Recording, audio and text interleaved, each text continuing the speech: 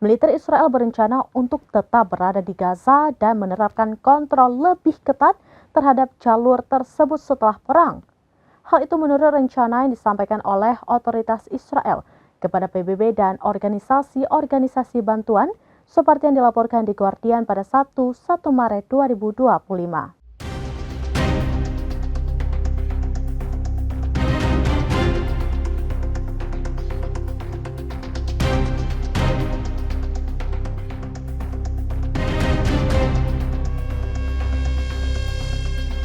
Rencana tersebut mengharuskan pasukan Israel untuk mendistribusikan pasokan bantuan melalui pusat logistik yang dikelola dengan ketat kepada penerima yang telah diperiksa di jalur Gaza.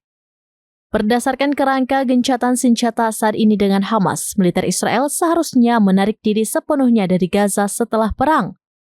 Proposal tersebut disampaikan kepada PBB dan kelompok-kelompok bantuan selama pertemuan dengan koordinator kegiatan pemerintah di wilayah atau COGA militer Israel. Laporan tersebut menambahkan bahwa pusat-pusat tersebut akan berlokasi di wilayah yang sepenuhnya berada di bawah kendali tentara Israel. Rencana tersebut akan mengizinkan masuknya ke Gaza hanya melalui penyebaran perbatasan Karem Shalom yang dikuasai Israel.